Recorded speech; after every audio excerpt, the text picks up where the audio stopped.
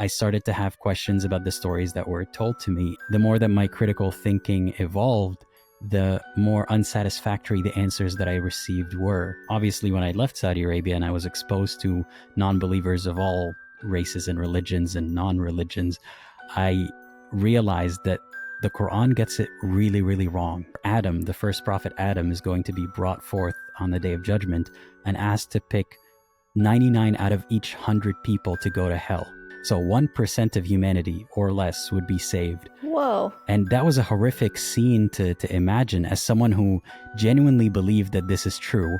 To this very day, there are a lot of countries in the Middle East where being an apostate openly could get you executed. From the very beginning, I would get a lot of threatening messages.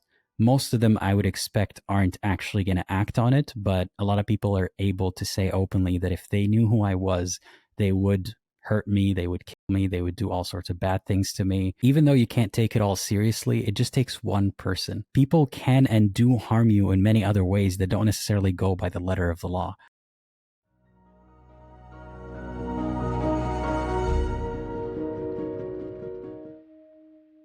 Hey, my name is Shalise Ansola, and this is Cults to Consciousness, where we discuss leaving high-demand religions or organizations and finding healing and independence through awareness and true individual sovereignty.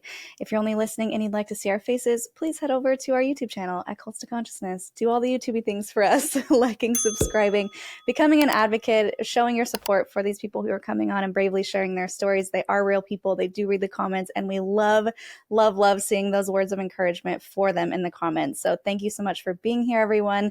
Today's guest, we have had him on a few times. You all loved him. We loved him. We wanted to bring him back and dive further into his experience as an ex-Muslim. He did grow up in Saudi Arabia. We've covered the extreme purity culture that he went through. We've also done 3 or 4 episodes, I lost track, on the similarities between the beginnings of Islam and Mormonism, which was very interesting. Highly recommend you check that out after this. And today we're going to discuss more about what actually caused him to leave the religion, what it was like after kind of this identity crisis, what made him who he is today, and then also the dangers and the death threats and the things that have come since he chose to speak out and have this YouTube channel. So thank you so much for joining us, Apostate Aladdin. Thank you again for having me. It's always a pleasure. And I know that we spoke about a lot of these topics in the last videos, so if I repeat myself, forgive me, but I'll give a quick overview of who I am. My name is Apostate Aladdin, or Aladdin, or Aladdin, however you want to pronounce it. I make videos talking about my journey out of faith and the problems that we face when leaving Islam, and other topics related to the religion and some critique of the religion as well. And I wear a mask. I get that question a lot. Why do you wear a mask? I wear a mask because I would like to hide my identity for my own safety and for my family's safety, because there's a lot of stigma surrounding leaving Islam and especially talking about it openly.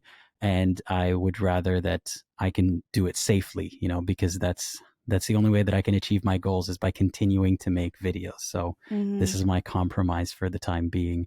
So yeah, I cover all sorts of topics. I have conversations with believers and ex-believers and non-believers.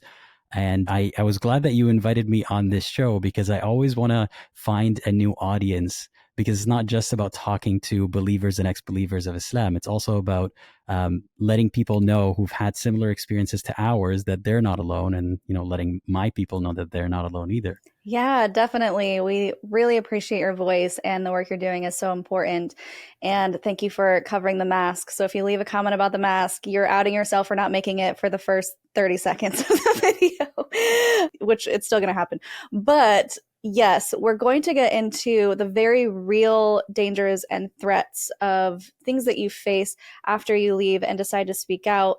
We'll save that more for the end, the more detailed stuff. But I think first, for those who aren't familiar with your story, it would be great to kind of hear where you grew up, what it was like, some of the things that you faced, and things that you noticed when you were in Saudi Arabia. So I grew up in Saudi Arabia, as you mentioned, but I am not a Saudi citizen. So I know a lot of people kind of try to poke holes in my story and say, you don't seem Saudi.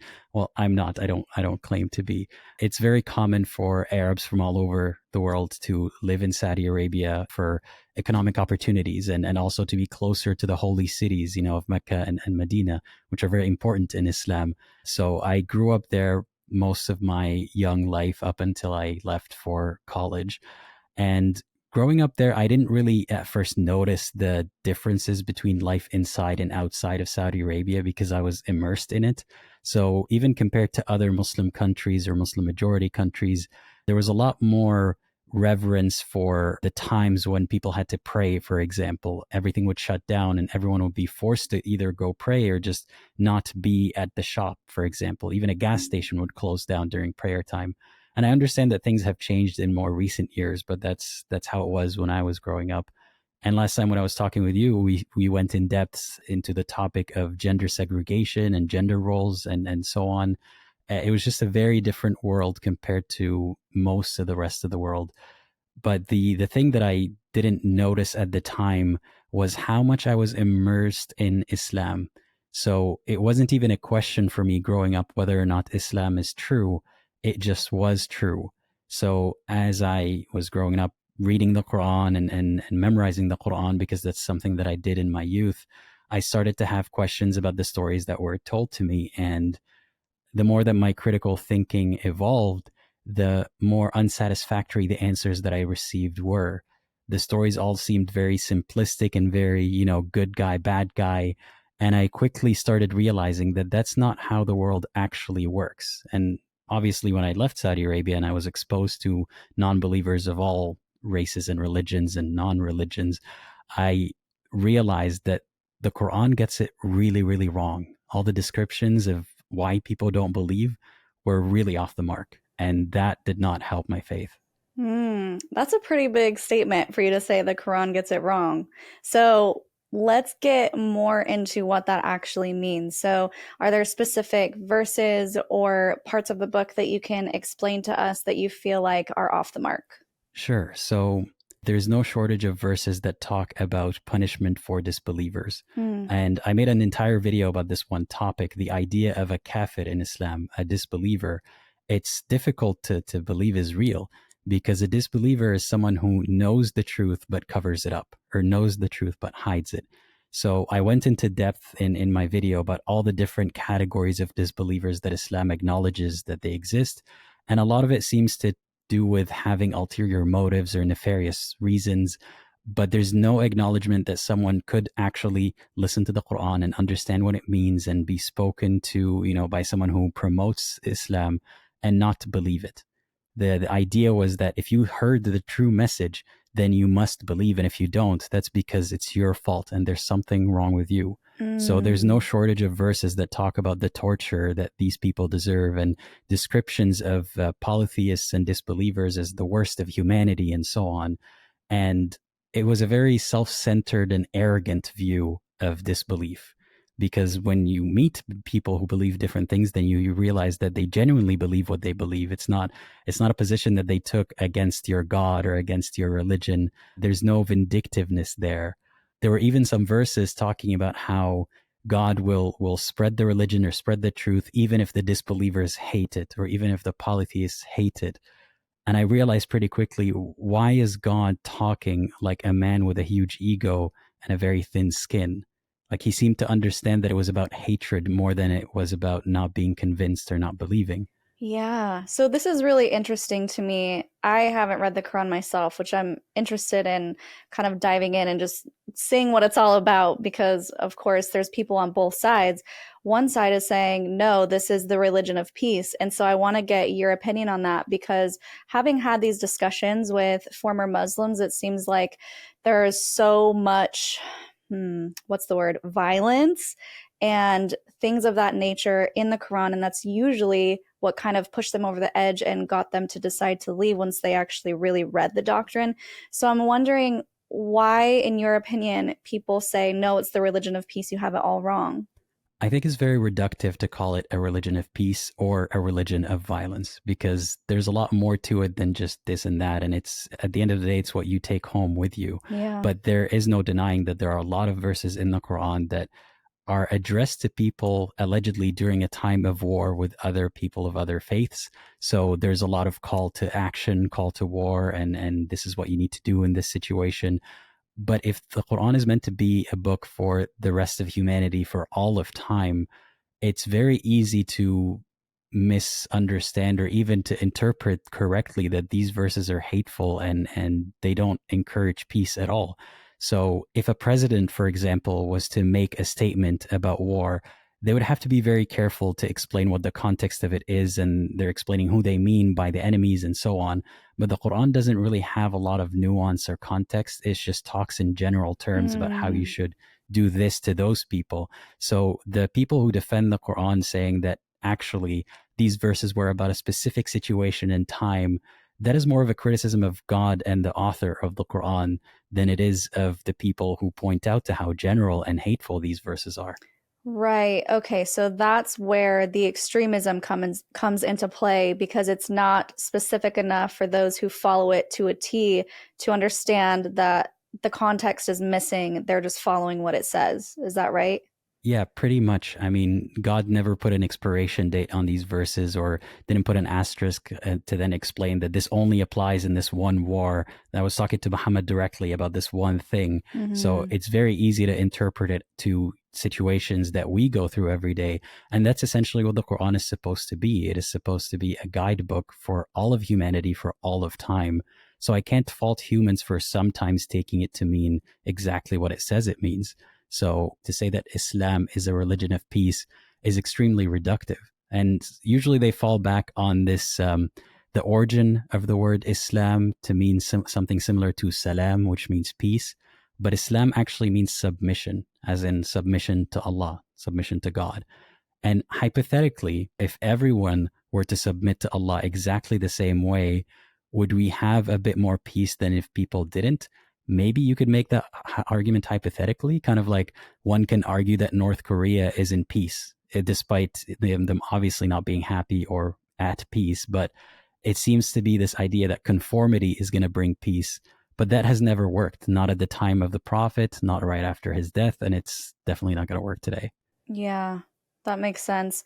So you talk about this persecution complex of, well, if you don't believe, it's not because you don't think those things are possible. It's you just are choosing to turn your back, and that's on you, which is interesting because that's kind of a Mormon thing too.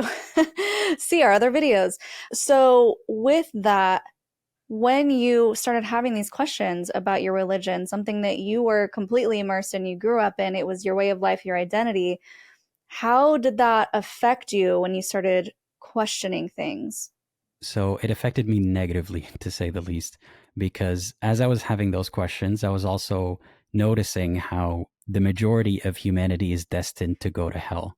So whether that was the general sentiment that I was taught by, people teaching me religion around me, or because of hadiths, which are sayings about the Prophet, where he explicitly describes a scenario where Adam, the first prophet Adam, is going to be brought forth on the day of judgment and asked to pick 99 out of each 100 people to go to hell. That was the ratio of people, of humanity, who was going to hell versus people going to heaven. So 1% of humanity or less would be saved. Whoa. And that was a horrific scene to imagine as someone who genuinely believed that this is true, that someday we will all be judged and sent to heaven or hell. Especially during my younger years, how could I have peace within myself, knowing that even if I am safe, even if I somehow manage to push aside all the doubts, and if I pray 5 times a day and I'm the best Muslim I could be, even if I'm saved, 99 people are going to hell while I go to heaven. I couldn't make peace with that. And when I tried to ask questions about it, again, I would get these runaround answers, which I've addressed in my video as well, about how we don't know who's going to hell and who's going to heaven, and God's judgment is good, and God is very smart, God is very capable, God's going to handle it, it's bigger than you, a bunch of thought-stopping cliches essentially. And I just couldn't find a reality where I would be okay with going to heaven if I was lucky enough, while everyone else suffered eternally. So as I was struggling with my own questions about the religion, not even considering the possibility that the religion could be false, I thought there was something wrong with me. And at the same time, I was tormented by the empathy that I had for non-believers and for everyone who's destined to hell. Aside from the people who genuinely deserved some sort of punishment or retribution, I couldn't imagine that the majority of humanity were that wicked. Right. So is this the main reason why you started to question because you're thinking everyone else who's not Muslim that I'm running into in this different country, because now you're plucked out of this isolated environment, you're realizing there are good people everywhere. That's the main reason that got you to start questioning? I'd say it's one of them because, as you know, it's sometimes it's very hard to pinpoint one specific thing that made me question. And I've already had questions before that point, but that was one of the factors that got me really thinking because I went into sort of a solution oriented mode. So that is the problem that we're facing. That is the reality that we live in. I can't change heaven or hell. So what can I do as a human? Well, I can maybe try to invite people into my religion to save them if that's the only way to save them. And I was by no means a preacher or anything, but I just started entertaining that question of how would I invite someone who's not Muslim to join the religion? And I quickly realized that the talking points that the people use to invite people into Islam are very similar to every other religion's talking points, Yeah. including the Quran itself. It's not just about flawed Muslims. The Quran itself makes terrible arguments. Like there was this one verse where a prophet was arguing with a guy who proclaimed himself to be a king and a god. And the prophet said, well, my God brings out the sun from the east, so I'd like to see you bring it out from the west.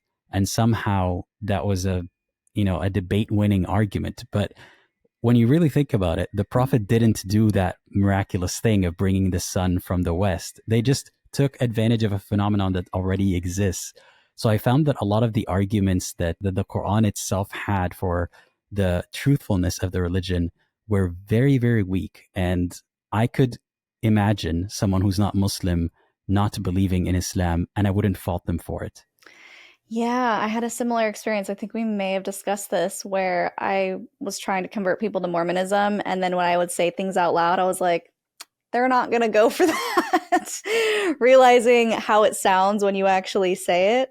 Yeah, that's so interesting. And you had talked about in your other video, you were considering converting your current girlfriend, and you were just like, oh, do I try and convert her, or like would she even be open to it? And is that kind of around the time when you started realizing that maybe what you believe isn't something you want to believe anymore? So most of what I described so far is stuff that I went through before I even turned 18 or, Ah, around that age. So then came the confusion and the identity crisis where I'm kind of living a yeah. double life. I'm sometimes doing some things that I would consider to be sinful or wrong, or just neglecting to pray, for example, is already sinful and wrong. It wasn't just about the temptations of this world. If you just live your life normally and not focus on Islam for a day, that's already sinful. So I would fluctuate between feeling very, very guilty, and while living a non-Muslim life in a sense, or while not practicing the religion strictly, and then practicing strictly for a while and finding that it's not answering my doubts about the religion, and it's not helping me feel any more peace about the question of hell. So I was in turmoil for many, many years trying to figure out what I am and what I believe in, but I always managed to kind of push it aside because I had more urgent problems to deal with, like going to school, for example. It affected my grades negatively because I was this nerdy kid who was always ahead of his class, and then suddenly I couldn't understand my place in the world, and what's the point of all this if at the end of it all 99% of people are going to hell forever. So it certainly affected me negatively for a long, long time, up until that story that I told you in the last video, um, where I had a partner that I was interested in, and I wanted it to work long term. And then my two worlds were about to collide because if I wanted to introduce them to my family, or if I wanted to have a future with them in a more kind of official capacity, then I would have to do it as a Muslim marrying another Muslim. They wouldn't have accepted me marrying an irreligious person. I think you're not even allowed to in Islam to marry someone without a religion. You could marry a Christian or a Jewish woman, but that's about it. Anything else doesn't count. So I thought about it. If I were to introduce her to the religion, would I be doing it because I actually believe, or because I'm trying to please the people around me, and I'd be convincing her that, hey, let's just do this on paper? And even that did not feel good to me. I didn't want to continue living a lie forever. Yeah. Let's talk about those identity markers. What would you say, looking back, was a core part of your identity that isn't your identity now that you've shed Islam? It's kind of difficult to answer because I suppose being a Muslim is at the core of it. When people would ask me, "Are you Muslim?" because of my name and because of my ethnic background, at first I used to say yes, and then I started saying it's complicated. And even that answer made me feel bad about myself because how am I not saying absolutely yes, I'm Muslim and I'm proud? Mm, So I guess at the core of it was being a Muslim. That was the defining factor in most Muslims that I knew and most of our identities. yeah. So I understand as an ex-Mormon, and by the way, whenever I do comparisons, I know they're not really the same, but it's kind of the same process of getting out of a religion in some respect. So that's why I'm trying to kind of relate my own experience to understand yours. I feel like it took years and years and years to deconstruct the Mormon girl inside of me. So a really stupid example would be maybe 10 years after I left, I got a third piercing in my ear and I'm like, "Ooh, I'm such a rebel." And I got like a tiny little tattoo on my neck. And to me, that was stepping out and being like, "Yeah, I'm definitely ex-Mormon," just because of all the restrictions around that stuff. So, if you were to think of some examples, things that you felt like were so core to who you were because of the religion or because of the rules that you were following that you no longer practice, what are some of those things that you had to get rid of? So one of them was shedding the guilt that comes with seeking or having a relationship with another person before you get married. Mm, Because again, when I talk about this kind of thing, the religious mind usually jumps to the conclusion that I'm advocating that everyone would go sleeping around with as many people as you want. And that's not what I'm saying. But even the idea of holding hands with a girl who I'm interested in, going on dates, that kind of thing is not allowed in Islam. And there are Muslims who do that, but they're not supposed to do that. So you're expected to just first get married to the person and then you can touch them in any capacity or spend time alone with them. Otherwise, you're not supposed to. So it has happened that I've tried to build relationships with people before I left the religion completely, but I was always sort of guilty about it. And that's unfortunately what happens in a lot of cases. And that's why in these situations, you end up with couples where one person hasn't truly faced who they're supposed to be and who they are. And when that clash eventually happens, the other partner suffers because they mm, might be discarded because the Muslim is looking for a better sort of more religiously sanctioned relationship. So I didn't want that to happen to the person that I was with or to anyone. And that's kind of part of what woke me up to actually do something about this. I'm transitioning from being a young adult to being an actual adult, with a job and a life and maybe a family someday. I can't still be infantilized and acting as if I'm hiding from God or my parents. So I had to take a step in that direction. And another silly one is just eating pork. I mean, that was my first sort of act of defiance, I suppose. And it wasn't really doing it as defiance against God or like, here you go, God, I'm eating pepperoni. But it was sort of a test for myself. I had already questioned all of this stuff and I hadn't officially embraced that I don't believe anymore. But I thought to myself, if I eat this pepperoni pizza, what's going to happen? And I know that it's not that any Muslim who eats a pepperoni pizza is going to spontaneously combust or God's going to smite them or something. I know that's not the case. But just being able to do that and not be afraid anymore was so empowering and so freeing. And to this day, I don't love pork because I didn't grow up eating it. So I just have, maybe I like bacon sometimes, but pork itself, I don't always like. And that's okay. You don't have to eat pork to become an ex-Muslim. But for me, it was a step in the direction of um, acknowledging that this religion doesn't have the power that it used to have over me anymore. yeah, I like that you said even if you're an ex-Muslim, you don't have to eat pork. I think that's something that we should touch on because oftentimes when people leave cults or high control groups, they end up overcorrecting just for the simple fact of they feel like they should or they have to or they have this obligation to try something or go the extreme just to spite the religion that they were in before. Do you feel like you did any of that overcorrecting or was it very slow baby steps?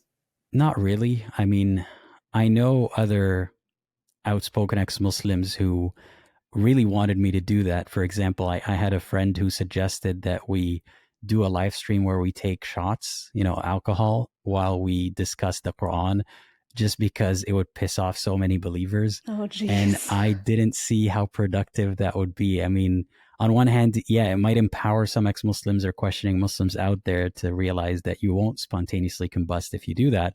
But it's more of a rebellious lashing out sort of act than actually a productive one. So I don't remember. Actually, now that I think about it, one time I was really angry on Twitter, which is something I don't recommend that you do, be angry on Twitter. And some believers got under my skin, and I said, here's the book that you all revere so much. And I just, gave it the finger. And eventually I took that down, and I realized, don't let people get under your skin like that. And I even removed Twitter altogether, because I know that when you have a lot of incessant sort of noise in your head and you're giving people access to your first thoughts, you're going to say some things that you don't necessarily want to say. So I'm not saying that I'm above doing things like that, or I've never made mistakes, but I've always tried to adjust pretty quickly. So I didn't do a lot of it, I think.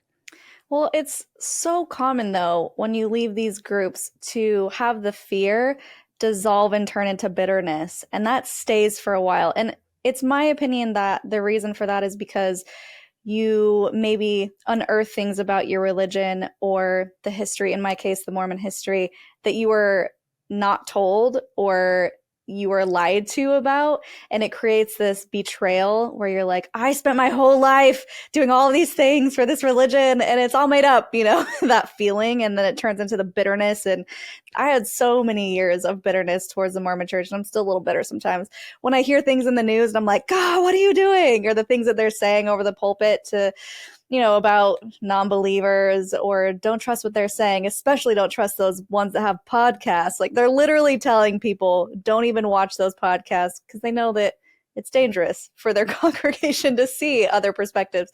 But I think it's so common for that bitterness to kind of fester, especially if you don't have a healthy outlet to talk to someone about it, or even just have like a healthy online community where you can be like, this is really bothering me today. What do you guys think? Or do you feel the same way? Did you have any of that kind of that bitterness or an outlet to get rid of the bitterness? Or maybe is this your YouTube channel? Is that kind of your outlet now? Yeah, exactly. I mean, I want to agree with you. It is understandable that people would feel that way. And I also felt that way.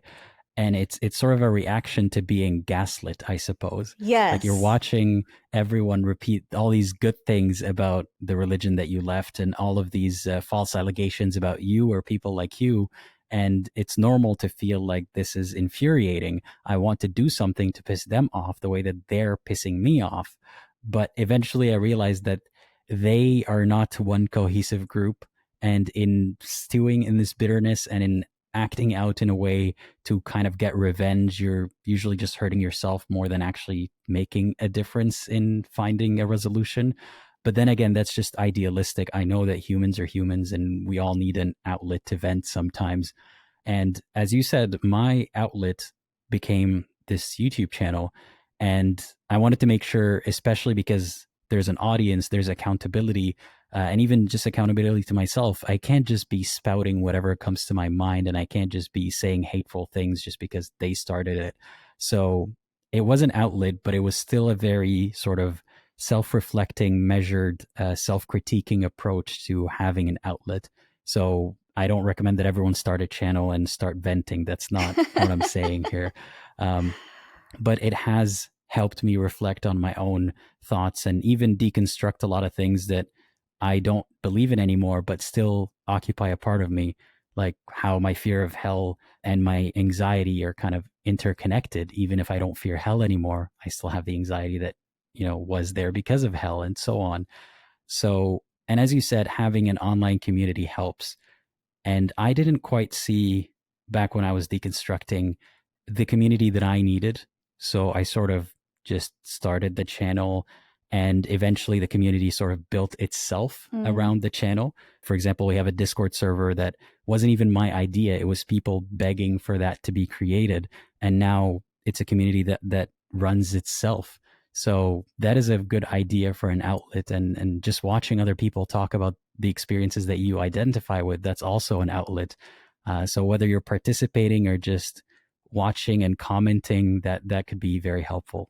Yeah. And I think one of the most frustrating things, tell me your thoughts on this, is when you you realize you've been gaslit or betrayed or lied to, or name your thing here, and then you just have this anger that's so hot that you just want to tell everybody who's still in it, like, wake up, this is what happened, pay attention to me. And then they throw out the thought stopping cliches and the, like, the things they've been told to say to you, which are, you can leave the church, but you can't leave it alone. Like, all these things that make you feel invalidated, and it makes you even more angry. But that anger doesn't get us anywhere. It's so unproductive as far as getting through to people. It's productive in the way that you can work through your feelings and, yes, get your anger out, don't let it fester.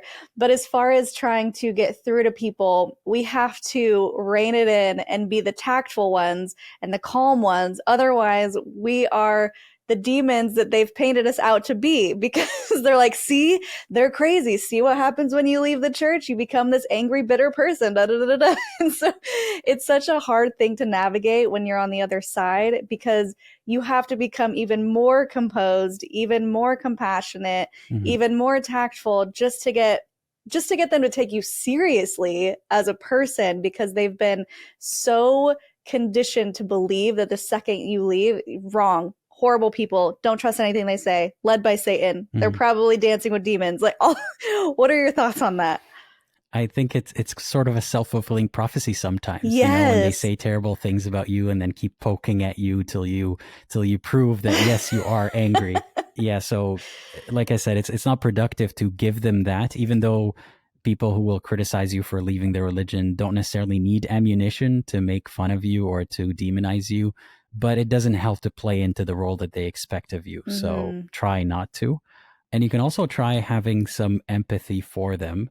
And I'm not saying that you should tolerate their behavior or that you should excuse it or that you should partake in it. But if you understand why they're behaving the way that they are, and you know that they're conditioned to behave that way, you know that sometimes behind all that is their own insecurity about their religion or their own fear of consequences, or that's just the way that they were raised to behave, you start to see them less as evil and malicious and more as a product of their environment, as we all are to a large extent products of our environments. So I suppose taking it less personally and divorcing the emotions that you and they have from the reality of what's happening, which is we're all biological machines that are just responding in somewhat predictable ways, it helps you not take it as personally. Yeah, I think that's true. When you decided to actually drop the label Muslim and maybe even adopt ex-Muslim, I know some people don't, but when you kind of shed that identity, how long do you feel like it took you to kind of rebuild and create an identity, the person that you wanted to be, aside from the religion? I don't know if I can put an exact number on it, but it took me a while, because it first took me a while to find the label ex-Muslim at all. And if I hadn't, I don't know if I ever would have necessarily left the religion to the same extent that I did now, because the label ex-Muslim helped me find other people who used to be Muslim and are not anymore, and helped me accept that I'm not the only person going through this. It's not a unique experience, and that you don't have to be a demon or a devil to leave the religion. But then beyond that, before I could even take a breath and try to figure out who I am, immediately I was faced with all these criticisms of me or anyone else who uses the label ex-Muslim. Things like, oh, so you have no identity and that's why you're sticking on to the one thing, which is Islam. You left Islam and you still define yourself by what you used to be. And I'm like, geez, can you just give me a second? Like, I just got out of Islam. Yeah. Calm down. And like in my personal life, I don't go around being like, hey, hello, my name is Aladdin, I'm ex-Muslim. Exactly. That's not how it works. In fact, that's how a lot of believers operate. They're like, hey, my name is blah, blah, blah. And it's like a very religious name, or they even wear things that are very religious, or they have long beards and so on. So they wear their religious identity very proudly. I don't do that with my ex-religious identity. It's just something that has to do with the context that I'm discussing here. So if I'm talking about Islam, it's important that I identify, my background with it and to give some information. But most of us, if not all of us, we don't go around talking about it in our day-to-day life. They're just witnessing this slice of our lives, which is what we're sharing online. And so we focus on talking about the aspects of being an ex-Muslim. So it took me a while to first figure out who I am and to ignore all these accusations of me latching on to an old identity and so on. And it's hard to put a timeline on that. It's different for every person. And I suspect that if I didn't have a YouTube channel talking about it, if I felt like my voice was echoed enough and I didn't feel the need to make my own channel, I would probably not be talking about the topic at all today. Like day to day life, there's not a lot that makes me want to think or talk about the religion. It's only related to the channel these days. And I'm privileged for that. I know that's not the case for every ex-Muslim, especially those who are surrounded by Muslims or still live in a country full of Muslims or Islam is practiced dominantly. But I'm lucky enough that I could leave most of it behind, aside from a few relationships, and a few interactions here and there. The only thing that ties me to it now is this work with the channel. Yeah, I feel the same way. I It's funny, other people end up bringing up the topic way more than I do, even if like I usually try not to talk about the channel when I'm out and about, especially with friends because it tends to get a little dark when we do. But it seems like most people when they first meet me and they find out I'm from Utah, they're the ones that bring it up. Like, "Oh, are you Mormon?" And then, "Oh, no, not anymore." And then they want to know more about it and I'm like, "Oh man, I'm so tired of talking about this." But here I am. It's what I do for a living now. But like you, if I didn't have the channel, I would prefer to just not even think about it, ideally.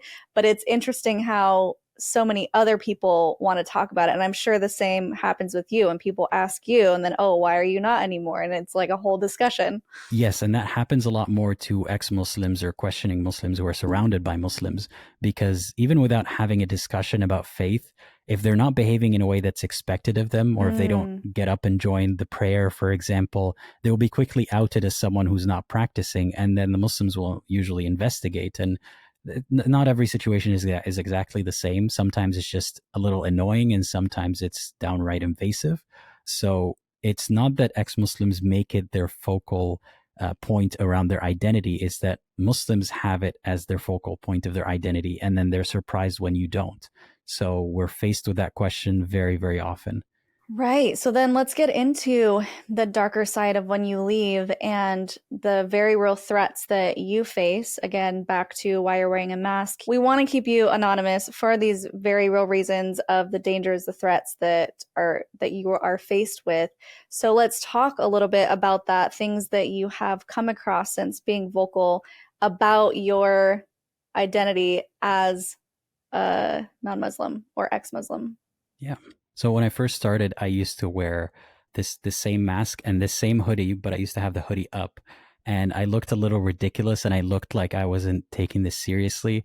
So I got a lot of comments being like, I can't trust you. You don't look like a real person. You look like someone who's who thinks this is all a big joke.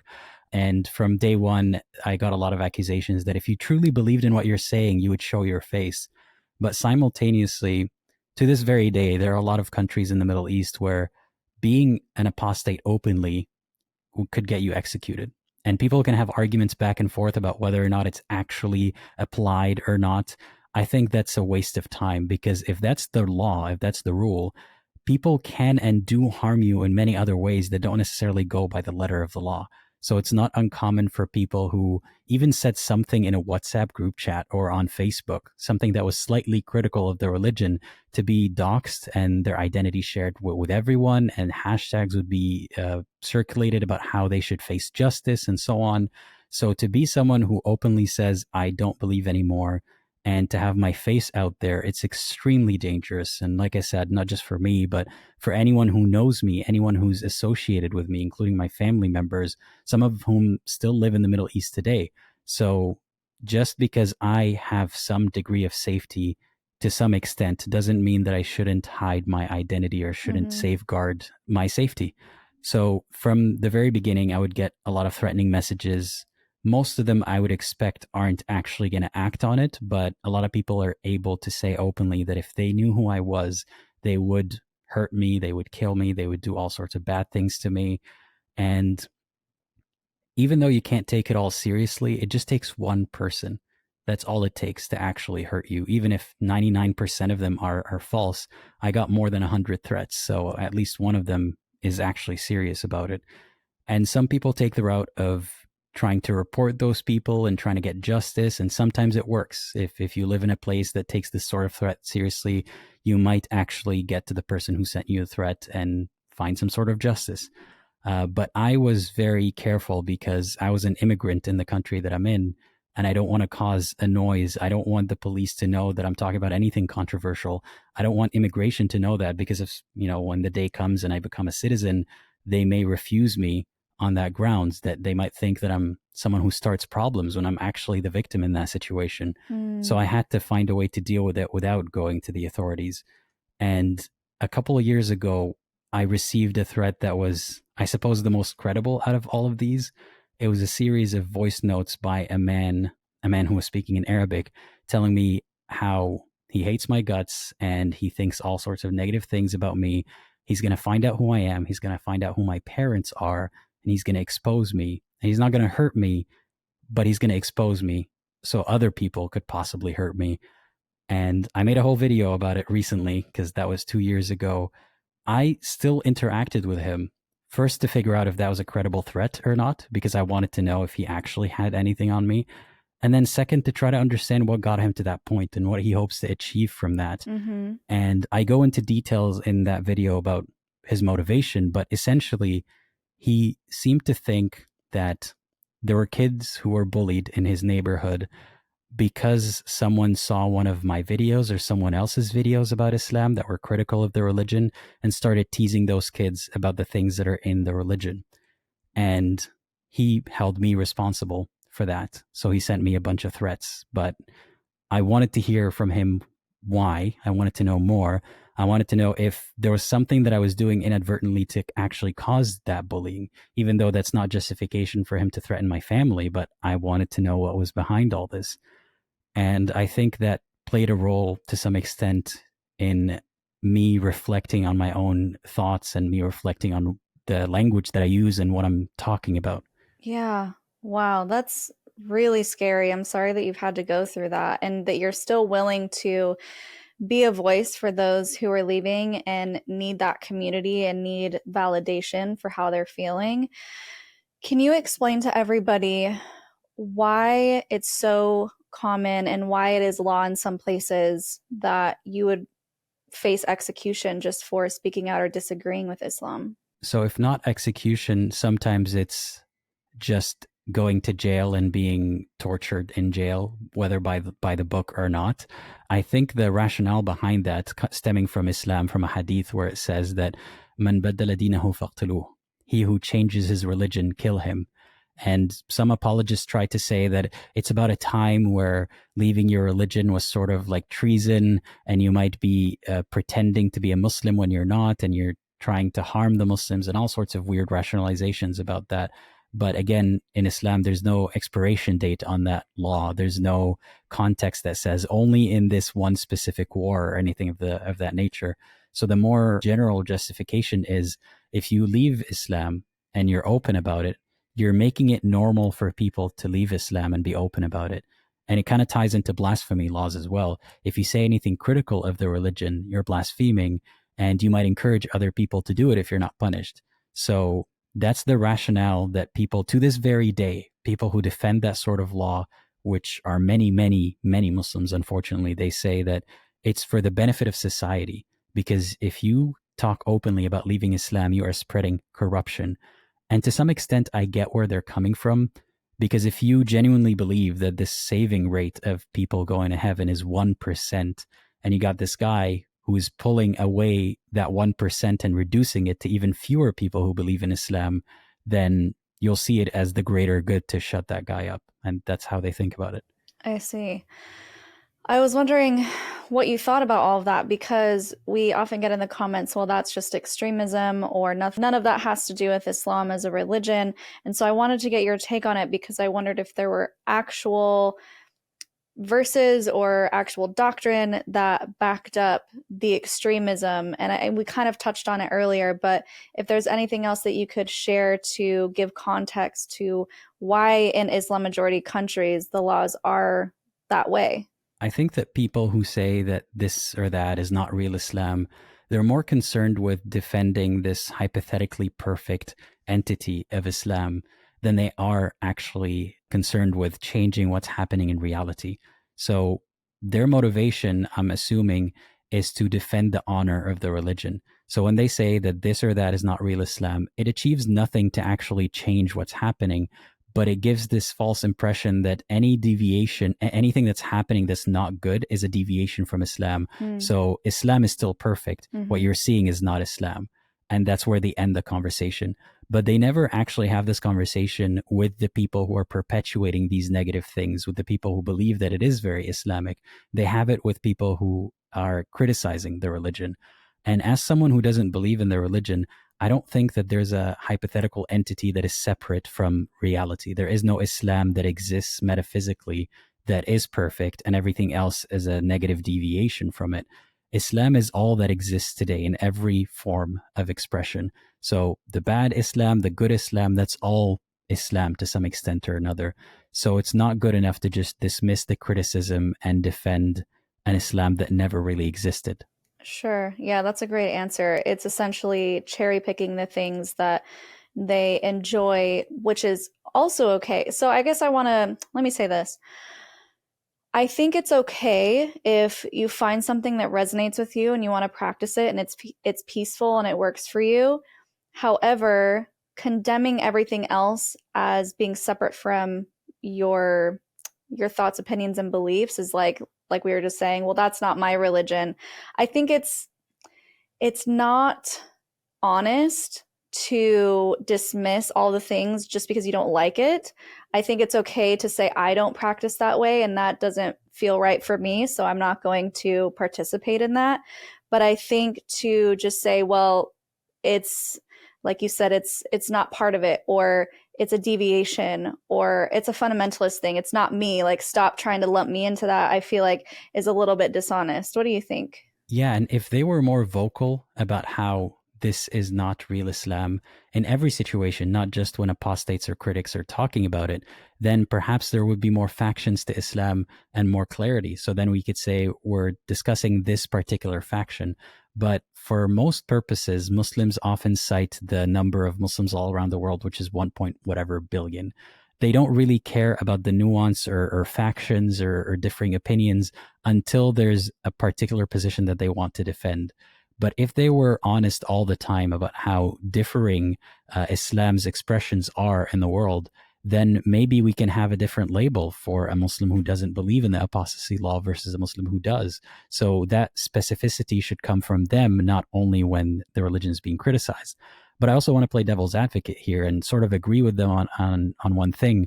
There are people who criticize Islam or Muslims in a more general sense and say, this has happened because of Islam, or this continues to happen because of Islam. Therefore, any Muslim implicitly is condoning this, or any Muslim is at a risk of acting this way.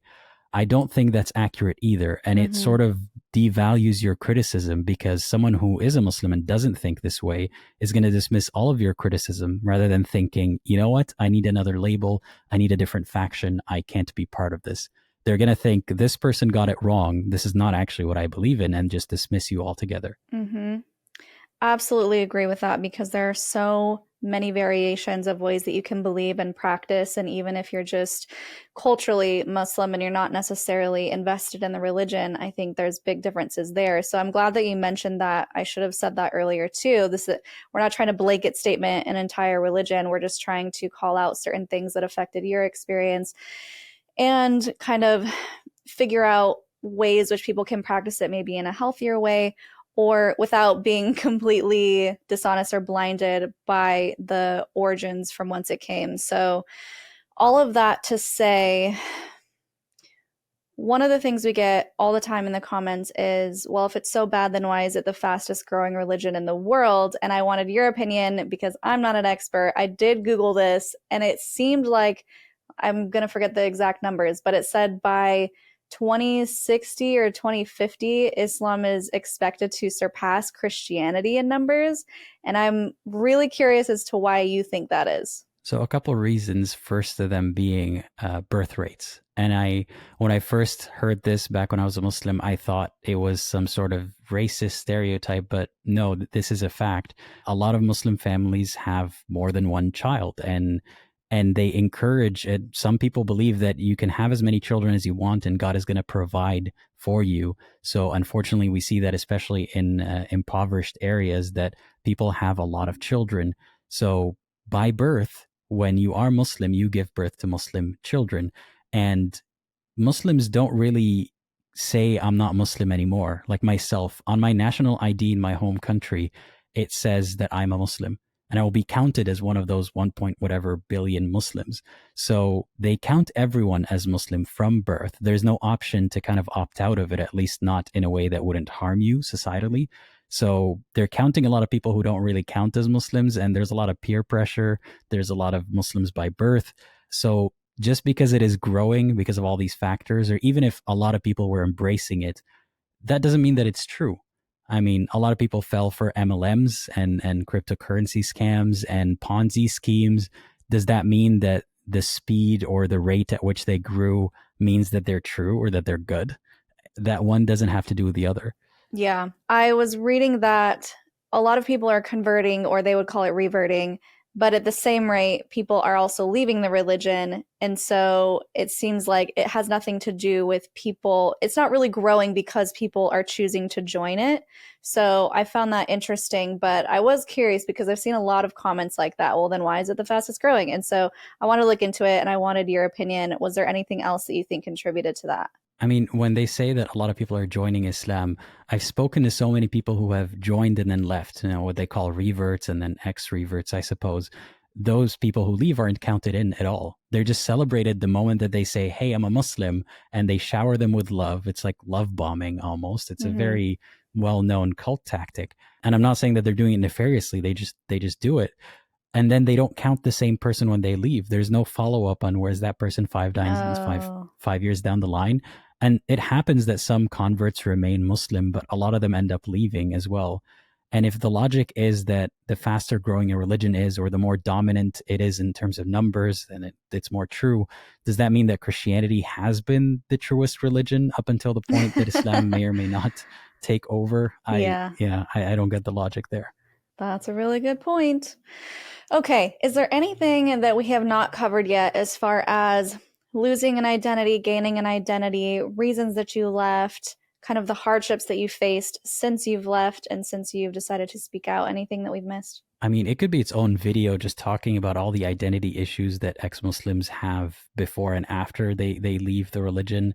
For example, how they're viewed by other people as Muslims still, at a first glance, might be presumed to be Muslim, how their family members might struggle to see them as the same person because they don't believe in the same religion anymore, how they might not easily integrate into the societies around, the non-Muslim societies around them. It really varies case by case, and there's no shortage of identity problems and struggles that I could talk about there. But I guess what I want to tell people is that you should not prioritize fitting in over being true to yourself. So try to go on an exploration to figure out who you are, what you believe in, instead of just joining a group that tells you what to believe in and who you should be. And that also includes non-religious groups, because ex-Muslims, once they leave Islam, can be vulnerable to that as soon as they leave Islam, and they might find another identity to latch onto, whether it's a political identity or religious identity. I urge you to take your time, slow down. There is no rush to join any group, and try to figure out who you are. Yeah. That would be a good Linda listen. It would. But you can do a different one if you want. But wait, we're not there yet. I have one more question. So why did you choose the name Apostate Aladdin or Aladdin? So part of it was the irony of the name. So Aladdin in Arabic means someone who raises or praises the religion, or just the concept of raising or praising the religion, which I'm not demeaning the religion. I'm talking about it critically, but in ways that don't necessarily raise its status or make it seem more appealing.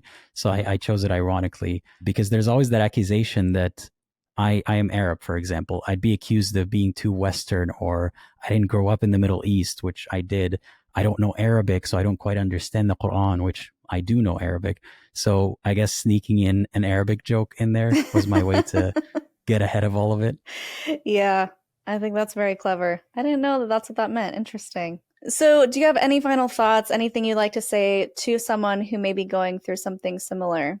Yes, I would like to remind you that despite you struggling and despite possibly believers making fun of you and belittling you, try not to think of yourself as the enemy or them as the enemy. Try to take a step back and understand why they're behaving the way that they're behaving. Focus on your own deconstruction and not on trying to win something back, Mm, because you'll never win against someone who's convinced in their position and is convinced that belittling you is the way to go about it. So take a step back, find your identity, find your own answers, and try to empathize with them despite them behaving negatively towards you. Understand where they're coming from and why they're behaving the way that they're behaving, and how it might be reflecting poorly on their own beliefs and on their own anxiety about their religion. So find your way forward, find a productive approach, and look out for yourself. I guess that's all I have to say. I think that's great advice. So often we are stuck in the us versus them mentality when we're in these high control groups that it's so easy to just continue that same pattern when you leave. It's still us versus them, but now you're on the other side of things.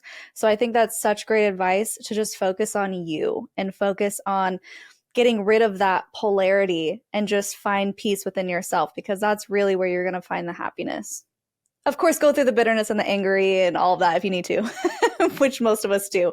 But eventually find a space where you can just exist, and that's okay. Yeah, and try sports if you're angry.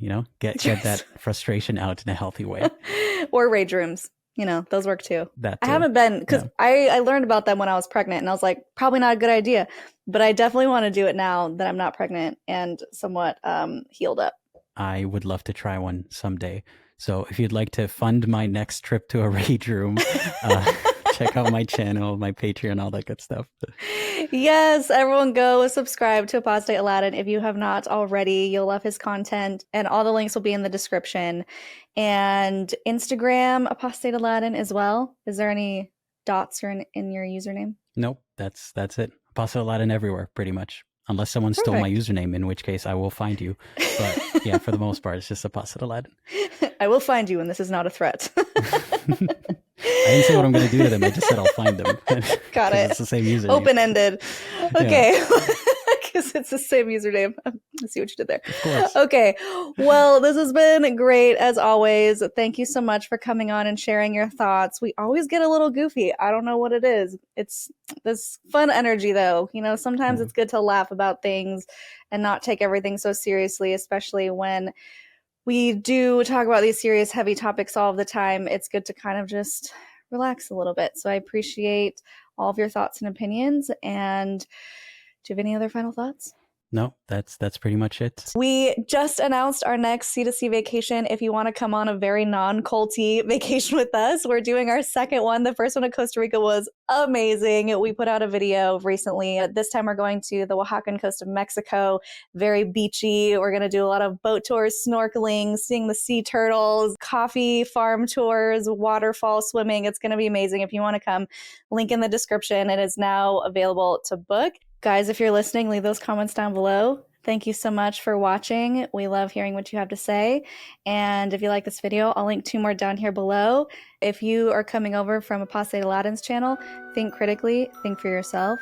And until next time, follow your highest excitement, be conscious, and be well. Nailed it. Perfect. Great job.